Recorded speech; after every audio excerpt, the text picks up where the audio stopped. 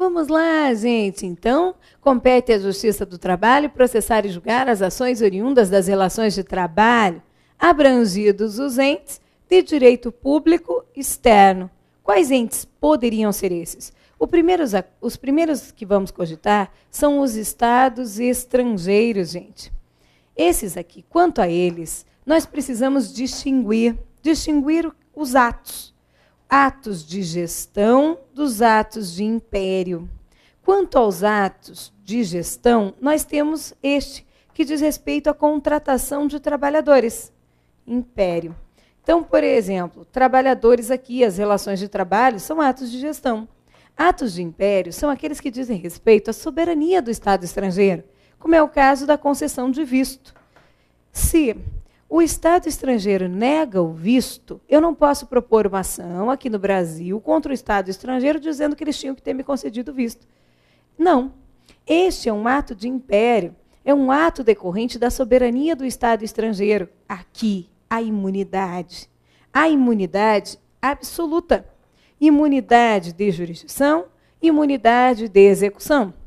Eu não posso propor na justiça brasileira uma ação questionando a decisão do Estado estrangeiro de negar o visto a um empregado ou a um brasileiro. E aí a justiça brasileira deferir uma indenização para essa pessoa e então o Estado estrangeiro ser executado aqui, se tem contas aqui, enfim, a justiça brasileira chegar e expropriar os bens. Não, eles têm imunidade absoluta quanto aos atos de império, quanto aos atos decorrentes de sua soberania. Em contrapartida, quanto aos atos de gestão, não, como é o caso da contratação de trabalhadores. Aqui não há imunidade de jurisdição. Imunidade de jurisdição não há. Quer dizer que se eu trabalhei, eu fui lá, me candidatei à vaga para trabalhar como secretária do agente diplomático, por exemplo. E aí, lá no consulado de Estado estrangeiro, o que acontece? Acontece que se eu não receber os meus direitos trabalhistas, por ser este um ato de gestão, eu vou processar o Estado estrangeiro aqui no Brasil. Eles não estão protegidos quanto à fase de conhecimento de um processo. Não, eles se submetem, sim, à decisão proferida pela Justiça do Trabalho. Agora, o que eles têm é imunidade de execução. Isso sim, a Justiça do Trabalho vai proferir uma sentença condenando o Estado estrangeiro a pagar hora extra, férias, 13º, verbas rescisórias, tudo. E aí, ela não vai poder penhorar o dinheiro que tenha na conta do Estado estrangeiro. Não. Que tenha na conta do Estado estrangeiro aqui no Brasil. Não. Não poderá o oficial de justiça ir até o consulado e penhorar tantos bens quantos bastem para a garantia do juízo. Não poderá. Para conseguir a expropriação de bens, a execução desta sentença proferida, é preciso expedir uma carta rogatória. O Estado estrangeiro, ou Justiça estrangeira, olha só o que aconteceu. Está aqui, ó, foi proferida a sentença, deferindo a esse empregado isso. Então, agora, o valor total atualizado é esse. É preciso que você pratique os atos de expropriação aí. Penhore bens, ou enfim, e aí pegue esse dinheiro e remeta para cá. Está vendo? A execução se dará por carta. A execução se dará por carta rogatória. Então, aí observará a legislação processual que diz respeito à execução do Estado estrangeiro. O que importa é que vai vir o dinheiro aqui. Não sei se vai ser por precatório, requisição de pequeno valor, se pode ser feita a penhora diretamente na conta. Aí a legislação processual estrangeira que vai reger a matéria. O importante é que, cumprida a carta, levantado o valor, ele vai ser remetido para o Brasil e então nós vamos pagar o empregado. Atos de gestão, quanto a estes, o Estado estrangeiro tem imunidade de jurisdição, mas não tem imunidade, não tem imunidade de jurisdição, não está protegido quanto à jurisdição brasileira, mas tem, sim, imunidade de execução. Quanto aos atos de império, a imunidade absoluta, ok? Agora nós temos os estados estrangeiros e os organismos internacionais. São também entes de direito público externo, organismos internacionais. Quem são eles? São lá a ONU, a OIT, a OTAN, ONU, OIT, OTAN e etc. O que acontece aqui? Esses organismos internacionais, eles são criados por normas internacionais incorporadas ao ordenamento jurídico de determinados países. Então, as regras que valem são essas normas internacionais que criaram esses organismos. Está vendo? Então, em regra, como que é o tratamento para as imunidades? Eu vou ter que olhar nas normas que criaram esses organismos internacionais. Então, as imunidades, elas são regidas pelas normas internacionais. Em geral, elas estabelecem a imunidade absoluta, normas internacionais. Em regra, elas estabelecem a imunidade absoluta.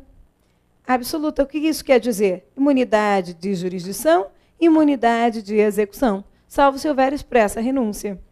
É o que estabelece a OJ 416 da SDI 1 do Tribunal Superior do Trabalho. Gente, essa OJ está aqui na nossa CLT. Aliás, deixa eu fazer uma pequena propaganda permite que eu faça isso?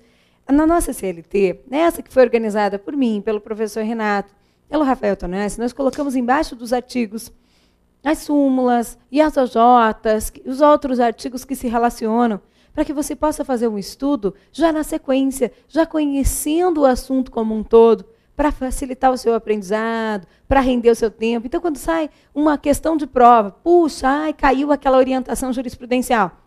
Nós chegamos na nossa CLT, conferimos, ela está aqui, aonde? Ela está embaixo do artigo tal, está certo?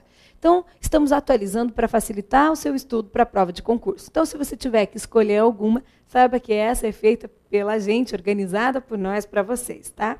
Bom, aí estamos lá na orientação jurisprudencial 416. Ela diz assim: as organizações ou organismos internacionais, organizações ou, olha o que estamos falando, olha do que estamos falando, organismos internacionais. São quem? ONU, OIT, OTAN, etc, etc. O que tem elas? Gozam de imunidade absoluta de jurisdição, quando amparados por norma internacional incorporada ao ordenamento jurídico. São criados por normas internacionais. Então, as imunidades e todo o resto são regidos pelas normas internacionais que foram incorporadas ao ordenamento jurídico dos países, como no nosso caso, no ordenamento jurídico brasileiro. Aí, não se aplicando as regras do direito consuetudinário, relativa à natureza dos atos processuais. Do que ele está falando? Está dizendo que para os organismos internacionais não se aplicam as regras do direito consuetudinário, segundo o qual se distinguem os atos pela sua natureza.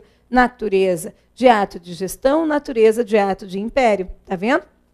Por isso, para os organismos internacionais, aplicam-se as regras que os criaram, as normas internacionais que foram incorporadas ao ordenamento jurídico brasileiro, as quais prevêem, em sua maioria, a imunidade absoluta de jurisdição, de execução.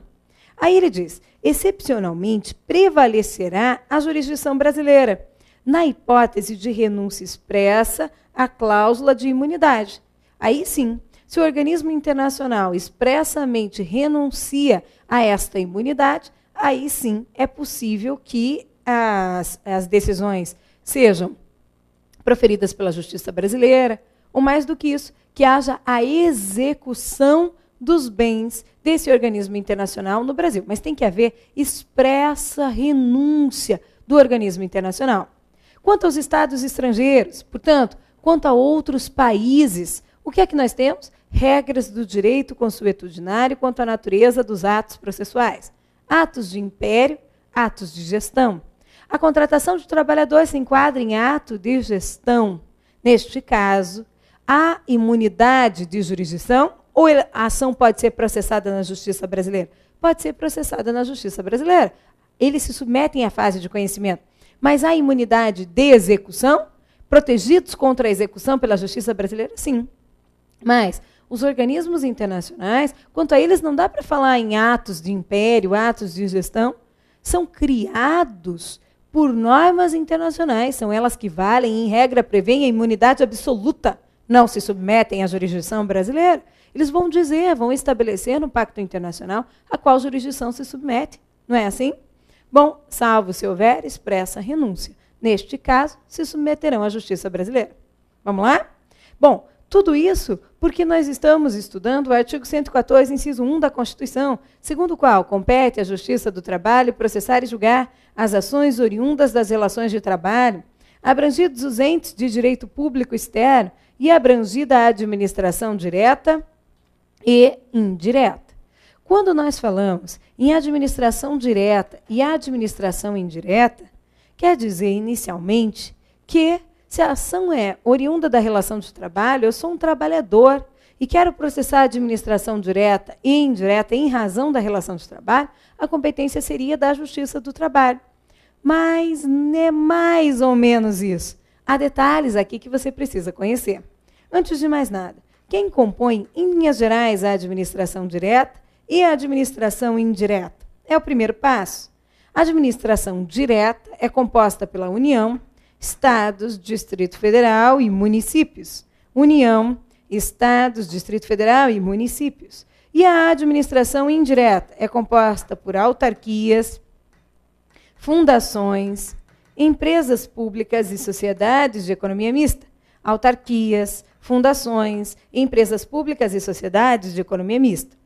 Quando nós falamos de trabalhadores, servidores da administração direta e indireta, quem que compõe esse grande grupo? Bom, eu vou te dizer quem é o primeiro, quem forma o primeiro grupo, e imediatamente na sua cabeça virá o segundo, e juntos nós vamos compor o terceiro. Então, veja, dependendo da lei que criou o cargo, esse trabalhador pode ser seletista. Pode ser seletista, neste caso, ele tem um vínculo de emprego com o poder público. Esse vínculo é regido pela CLT.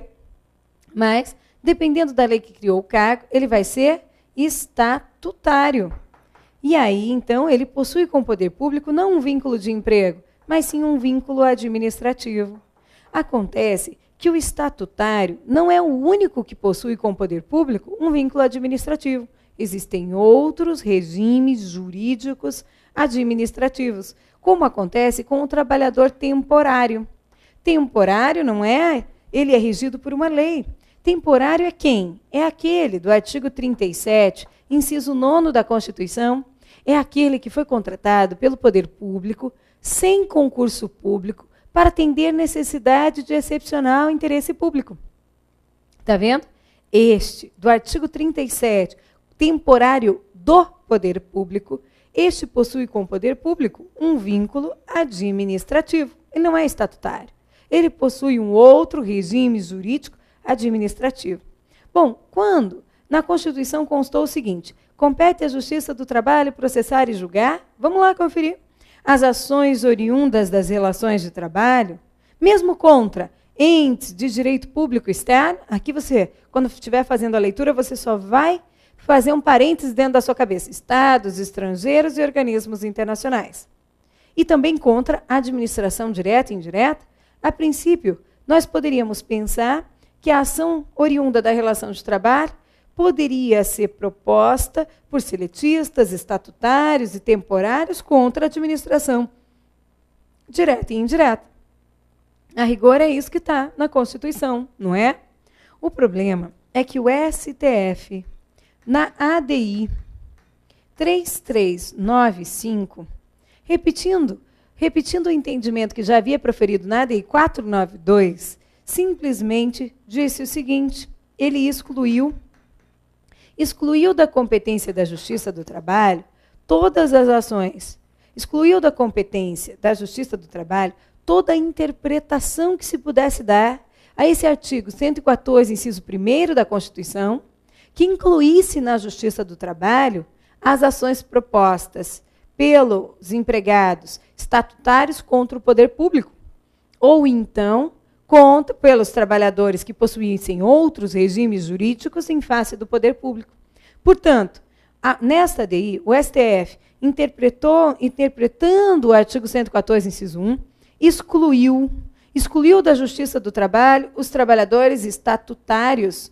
Disse que estatutário está fora da competência da Justiça do Trabalho. E, além deles, também quem? Os trabalhadores temporários, fora da competência da Justiça do Trabalho. Portanto, é possível que seja processada na Justiça do Trabalho ações contra o poder público que advenham das relações de trabalho? Mas somente se eles forem seletistas. Seletistas ficam, mas estatutário, fora. Temporário, fora da competência da Justiça do Trabalho. É comum nas nossas provas, acredite, que o examinador chegue para você e diz: compete à Justiça do Trabalho processar e julgar as ações oriundas das relações de trabalho propostas por servidores estatutários contra o poder público? Estatutário, nunca. Também por esse temporário contratado pelo poder público, sem concurso público para atender a necessidade de excepcional interesse público, também está fora. Antes, estabelecia a OJ 205 da SDI 1 do Tribunal Superior do Trabalho que era possível propor na Justiça do Trabalho, era cabível à Justiça do Trabalho, processar e julgar as ações de temporários quando alegado o desvirtuamento da contratação. Só que ocorreu o cancelamento dessa OJ 205, de modo que nem para isso a Justiça do Trabalho será competente. Então, você leva para a prova uma coisa só: temporário do 37, o inciso 9 da Constituição e estatutário estão fora da competência da Justiça do Trabalho. Portanto, nós encerramos a primeira parte do tema competência, deixando na cabeça que compete à Justiça do Trabalho processar e julgar as ações oriundas das relações de trabalho, abrangidos os entes de direito público externo e abrangida a administração direta e indireta. Isso é o que está lá. Detalhes. Antes da emenda constitucional 45, a Justiça do Trabalho já era competente. Vem, larga as anotações. Vem agora só para revisar. Vem junto comigo agora aqui no modo turbo de fixação. Vem. Já antes da emenda constitucional 45 de 2004, a Justiça do Trabalho era competente para processar e julgar as ações oriundas das relações de emprego, também as ações decorrentes de contratos de pequena empreitada, em que o empreiteiro, fosse operário ou artífice, executasse pequenos serviços, pequenas obras e não recebesse por elas. Pequenas obras sem ajuda nenhuma ou com mínimo de ajuda, operário ou artífice já podia demandar na Justiça do Trabalho, embora fosse um autônomo. Também os trabalhadores portuários, dentre eles os avulsos, poderiam demandar na Justiça do Trabalho contra os operadores portuários ou órgãos gestores de mão de obra, Justiça do Trabalho. Depois da emenda constitucional 45, a Justiça tornou-se competente para processar e julgar as ações oriundas das relações de trabalho como um todo. Abrangeu todo mundo, não só esse autônomo, todos os empregados e também os autônomos passaram a demandar na Justiça do Trabalho, todos. Agora, cuidado, de acordo com o entendimento do STJ, menos os profissionais liberais. A relação entre o profissional liberal e o seu cliente, este que é um autônomo, profissional liberal autônomo, que tem a profissão regulamentada, que se submete a um conselho, mas que é autônomo, advogado, médico, engenheiro, autônomo. Ele não é empregado de um empregador que não pagou. Ele não é empregado do hospital que não pagou. Se ele for médico, empregado do hospital que não pagou, ele é empregado, ele demanda na Justiça do Trabalho. Agora, se ele é autônomo, você contrata um médico, ou você vem e me contrata, advogada, Ariana, autônoma. A nossa relação é uma relação de consumo. Está fora do âmbito da Justiça do Trabalho. Eu sou o trabalhador, mas eu estou, no momento de negociar com você, em patamar de igualdade, se não até de superioridade em relação a você. Nossa relação é relação de consumo. Se eu não prestar os serviços adequadamente, você reclama na Justiça Comum. Mas também, se você não me pagar pelos serviços que eu prestei, eu demando na Justiça Comum e não na Justiça do Trabalho. É a Justiça Comum a competente para ação de cobrança de honorários de profissionais liberais. Agora, quanto aos estados estrangeiros e organismos internacionais, a matéria passa pela imunidade.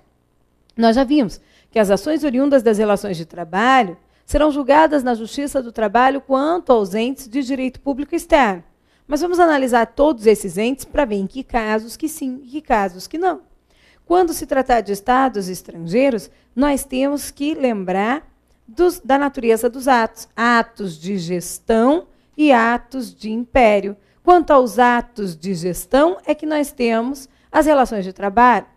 Então, aquele empregado lá do consulado brasileiro que fez hora extra e não recebeu, pode ajuizar sua reclamação no Brasil, na Justiça do Trabalho brasileira?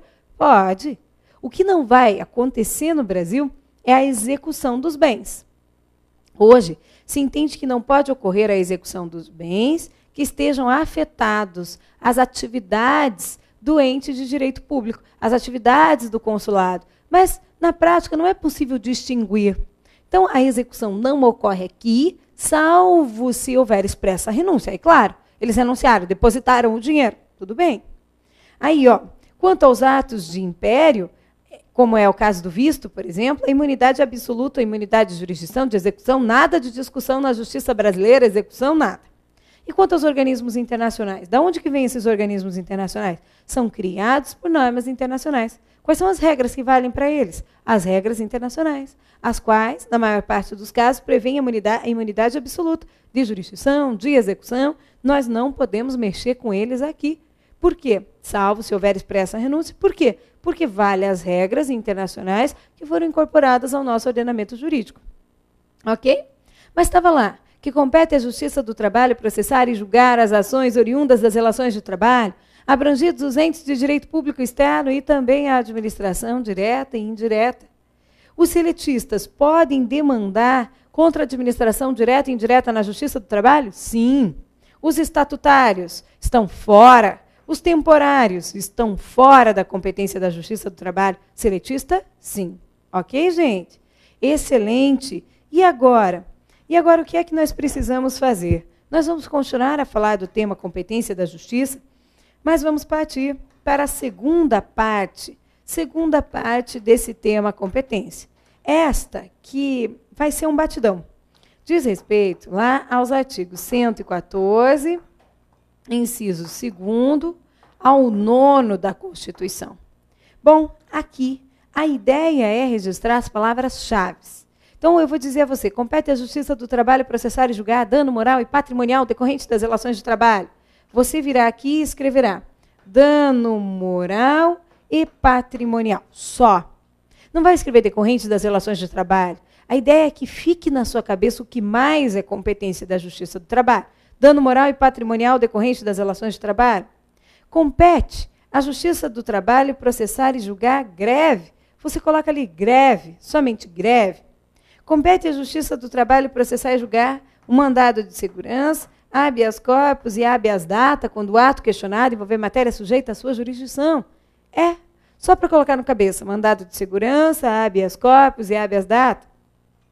Compete à Justiça do Trabalho processar e julgar a ação de representação sindical.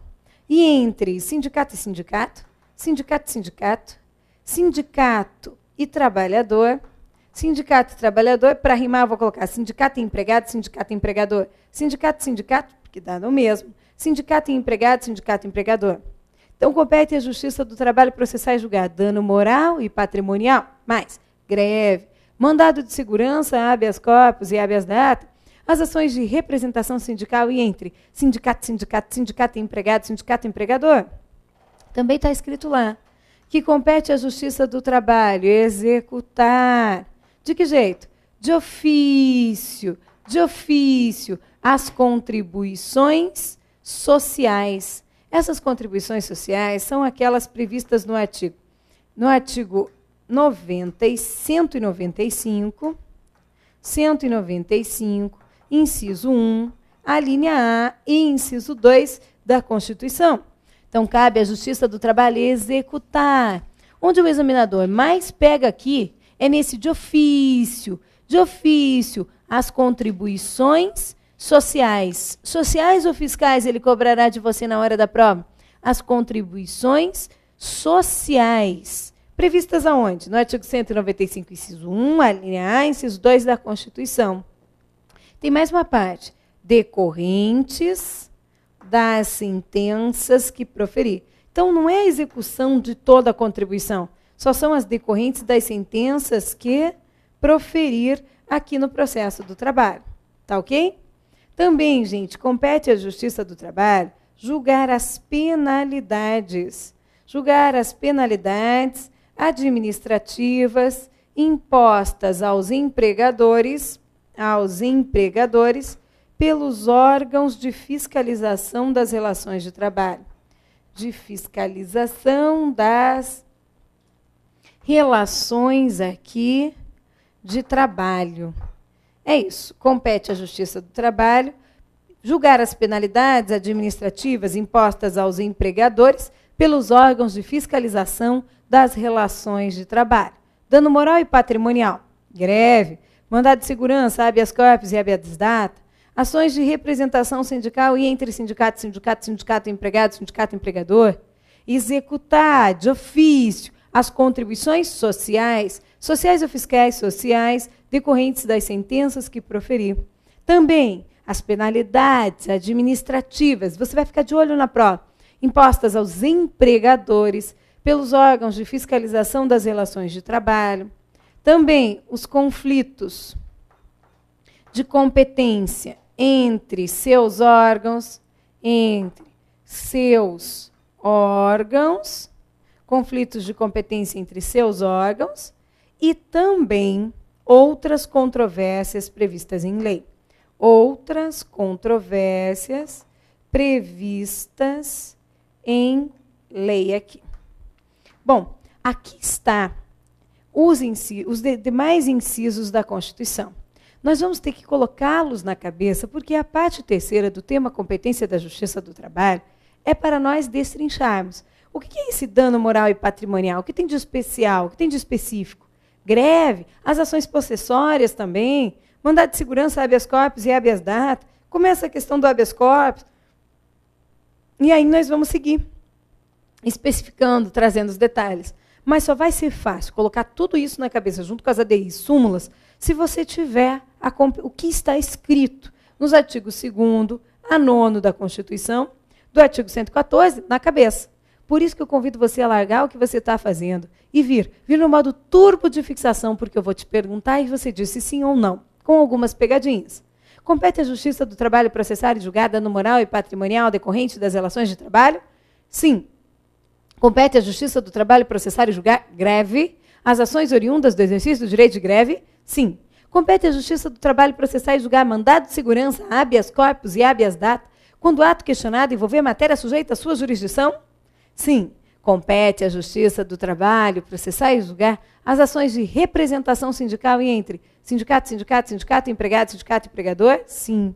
Executar de ofício as contribuições sociais decorrentes de toda e qualquer sentença? Não. Contribuições fiscais. Julgar penalidades administrativas impostas aos empregadores e empregados pelos órgãos de fiscalização das relações de trabalho? Não. Impostas aos empregadores somente. Conflitos de competência entre seus órgãos e, por fim, outras controvérsias previstas em lei. No próximo bloco, nós vamos para a terceira parte do tema competência.